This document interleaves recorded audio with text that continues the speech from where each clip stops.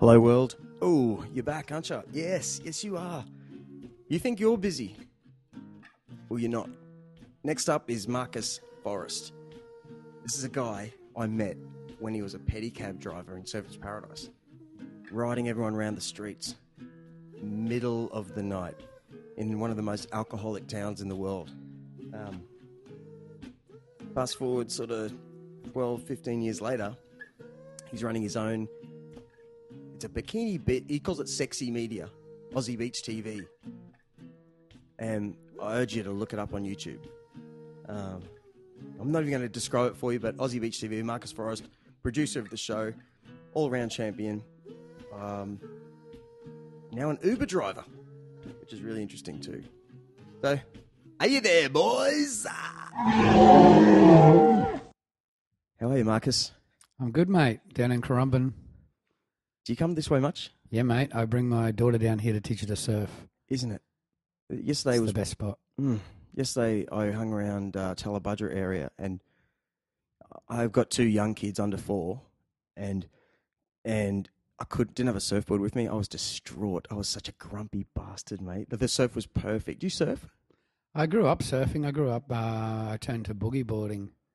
Those surfboards are pretty hard when they come back at you and hit you with fiberglass. So I swapped over to boogie boarding and got up to, I used to do it competition, as a young bloke, 15, 16. We all had to go at the boogie board comps on a Saturday morning.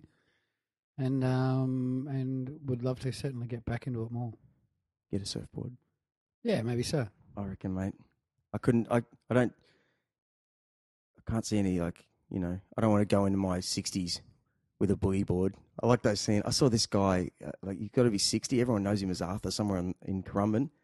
He must be in the Board Riders or something cool like that. Yeah. He has to be 65. And the biggest time I've ever been in surf was this one day years ago in the alley, and I was shitting myself. The surf was so big that I didn't know how I was going to get back in.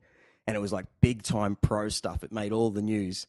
And I remember duck diving under this wave, and it was like the sound of a monster, like, I was just peeling along all the way down to Palm Beach, one of those massive days, And I just made it under this wave, only to see the next wave coming, and it was this old bloke who I still see around Currumbin today, and his name's Arthur. Whoever he is, he must be a legend. He's this big, keg-chested Aussie legend, mate. His hair is so white, it's yellow white, but he's really old, and he was just flying. He nearly ran straight over the top of me, going in a straight line. But he was like God. It was like I saw Jesus that day. I swear, it was this massive moment, like, man, I've got to do this for the rest of my life. And what was he riding? Just not a mal or anything. It was like a long, actually, he picked one out of his quiver of boards. He goes, no, it's big. Boys, it's big. Dust off this one. Yep. And I went, man, that's being a man on a wave. You've got to get a surfboard one day. The whole idea is you just got to get out there in general. Yeah. Whether you're surf, swimming, or doing whatever, and keeping that consistent in your life. I've a couple of years ago, I was doing a lot of surf swimming. So, what's that about? It's about going out there and swimming from one surf club to another. Is that what they do? Well, a kilometre or 3 at a time. Far out. So you're swimming for 20 to 60 minutes at a time, perhaps 90 minutes at a time. And it's what a swimmer does in a pool. It's just that it's more consistent. So they're in the surf, you know what I mean? Ocean swimming, it's a big sport all around the world. It's huge. People, they have it at Bondi, Coolangatta, Burleigh Heads, Mooloolaba, Noosa, all the islands, Hamilton Island. They all have their ocean swim events, and the young swimmers and then surf club kids all get out there, and the triathletes get out there. They swim a kilometre or 2 or 3. But I tell you what, when you do that I know when I've got a surfboard under me, I feel somehow protected. But when I get off the surfboard with some goggles messing around, I feel so vulnerable, mate. Yeah. What's it feel like? Well, it's certainly there, but the stronger swimmer you become, the more confident you are being out there in the surf, the more of a feeling of empowerment you get from that. So, you'll see some of the top body surfers will go out in the huge, huge surf. To comfort them, they've got like in Hawaii, you see it, but they've got flippers. So that helps them catch the wave as well with flippers, just like a boogie boarder would.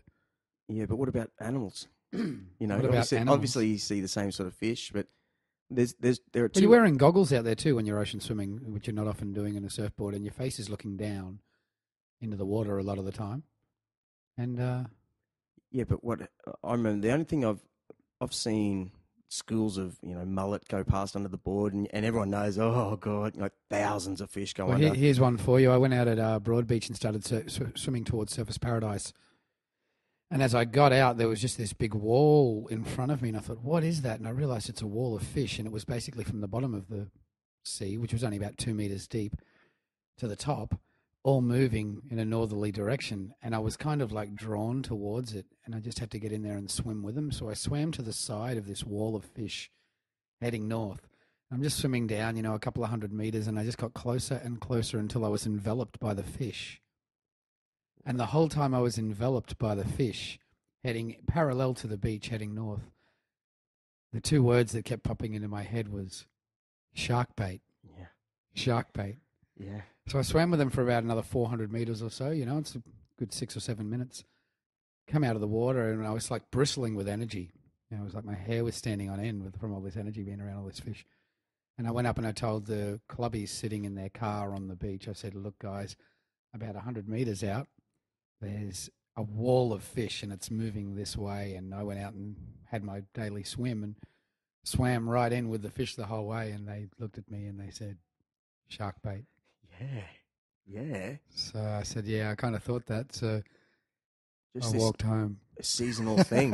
Yeah. I didn't swim. but you felt good. Yeah, it was fantastic. Absolutely bristling with energy from all of the energy of those animals all around you. You know what I mean? Just doing what they do. And they just they were happy for me to be there and be a part in their little school of fish for a while. Yeah. But you always hear those stories of the shark feeding off the edge of the school of fish, and that's why they swim to the middle to stay safe. Yeah, most definitely. I bet they were even there. But they probably looked at you and went, oh, I don't want to eat him. Bit scared, Yeah. Possibly. Not There every you go. shark would be. I think of sharks there's my little story of ocean swimming. Yeah, I want more. I think of sharks as dogs. Like, there are so many surfers in the water all the time, and it just like the odd dog might be a problem. Yeah. So no doubt sharks know we're there, just like not interested, or he's a bit tough looking. Like we could look pretty scary in the animal world for all we know to a shark, but the odd rabid dog comes at you and just has a bite. The dogs of the ocean. Well put. And I grew up surfing in that big surf. I can relate to your story there at Currumbin Alley. I grew up hitting that in the 80s, you know what I mean? And we were teenagers just shitting ourselves, looking at these walls of water of just perfect days of like 8-footers just pouring through like freight trains. And you grab a hold of one of them suckers and you're away, mate. Make your day. Yeah. So, let alone 6 or so of them in a surfing session, but yeah. The older I get, the more I go, I realise the importance. You remember when we went to school? Like I went to Rochdale High School and 8 Mile Plains School in Brisbane, and I'd ride my BMX to school every single day. And so every single day I was getting this burst of, getting into trouble, jumping over things, learning which gutter to jump over. There's a cool bit of road coming up, bam, bam, bam, bam. Constant bits of adrenaline input into my body. And then, feeling young all day because I was. But I notice now it's really good to always keep doing that, to get that definitely. Swimming with fish like that. You need to be scared, it actually creates you. Well, go buy a mountain bike or borrow a mountain bike for a day and come out with me, mate, and we'll hit the Nerang State Forest. And last year I was doing a lot of commuting. I didn't have a car and I was doing 200 or 300 kilometres a week on my road cycle, my triathlon bike commuting. Yeah, have a cough. That's fine. Get it out. Excuse me. Get it out. And one day a car door opened on me. Wow. And 10 minutes later I was in the back of an ambulance being rushed to hospital with a suspected broken knee. And everything went through my head about, oh my God, how am I going to live my life with a broken knee? Yeah. So I got out the mountain bike and I tricked it out for the road and started commuting. All of my commuting was done on footpaths and cycle paths as much as possible. Oh, because your mind was bent, like, oh my God, frightened, yeah.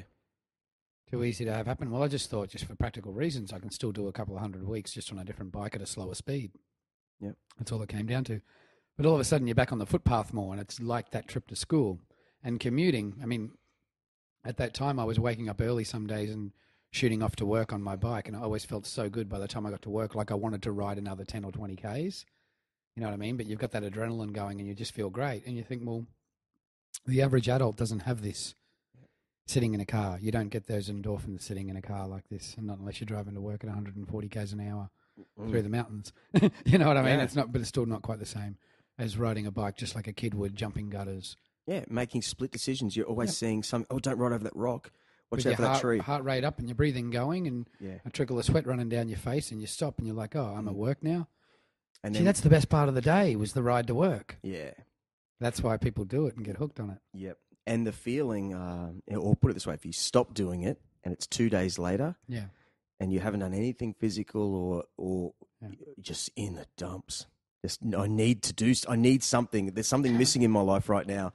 And that's all you need, a little bit of adrenaline burst in. Runners and CrossFitters and all athletes feel that all the time. They get that, lack of activity, anxiety. And I certainly know it as a runner and a triathlete, but I've just had about 8 weeks of doing absolutely nothing, just driving my Uber car around town all day, being lazy, eating fast food. Yeah. So it's time to get back in there. So this afternoon I'm in the pool with my daughter, doing a half an hour swim session. There you go. Cool. It is pretty hard with kids though because you really want to switch off and do some laps. Do you find that? When I take my kids to the pool, she has an instructor. She has an instructor in the lane next to me, so great. She's doing her lessons. I'll get in and do my little swim, and it's got to be done. Otherwise, the belly just gets bigger. And as I was sort of saying to you, with you doing your fight training, everything, you've got to keep up 3 sessions a week. And are you doing a bit of running? Yeah. Keep it up. I'll help you a bit with that. Yeah. Get you on track. Line up for some 5K events. There's such a great lifestyle here. There's 5K events every weekend. You have down here at Kira every Saturday morning at 7 a.m. There is a free timed 5-kilometre run. Park run, called right? The Park Run.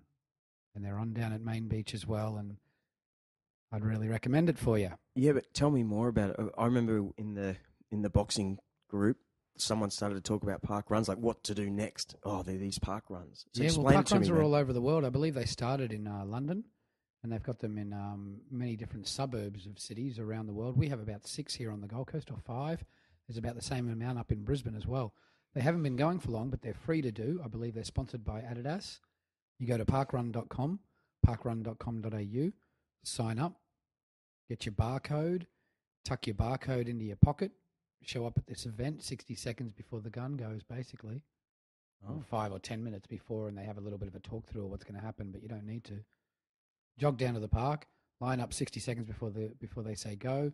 They say go. It's timed on your barcode, so you cross the line, and it takes you electronic timing. Right. And then you just line up at the table and hand your barcode in, and they write your details down. An hour or two later, you get an email telling you all your results. Cool. Is it free? Right? It's free every week, 52 Saturdays of the year. Wow. So someone's sponsoring all around the world. That's amazing. So a lot of the fun runs, the actual fun runs around town, are losing numbers at the moment. Yeah. The park runs are taking them away. Yeah, right. And it's probably better for you when you think of it. You're not training for this one ridiculous event. It's getting out every Saturday and keeping it as a regular part of your life. Yeah. And a lot of marathoners and ultra-marathoners just make that their social thing on Saturdays. They go to a 5K park run. Maybe they've run 10 or 15 Ks to get there, then do 5 with their friends and run 10 or 15 to get home, and that's their big marathon training day for the weekend or whatever. It's not always about time. Some people show up with their kids and they can enter themselves and all of their kids in this without paying $10 or $20 a head. You know what I mean? Yeah. But is it true? Well, I love statistics, right? Is it true that they know worldwide, you give them your weight and your height, say, and you find out whether you're an average runner for everyone? Is that how it works? Isn't there someone sort of explained it to me that you find out, okay, you're this age and maybe you did a time that's put you in a certain percentile, yeah. Yeah, and you've got something to chase if you wanted to. Yeah, okay. Well, say for me in 45 to 49, a fast 5K is something under 16 minutes. When I'm fit, if I can sneak under 18, great. That puts me right up there in the top 95% sort of thing. So, yeah, they sort of do have things like that. Yeah, so you got something to chase. And take those 2 minutes off can take you 5 years for sure. Do they have? Yeah. Do they have prams, bud? Yeah, can you run around? You can take prams, you can take dogs. I think even in the park run, it's really relaxed and it's family environment, and it's on all over the world. and everybody should look it up and go and try one. I'm glad Even if you reminded just me of walk it. Even if you just walk it.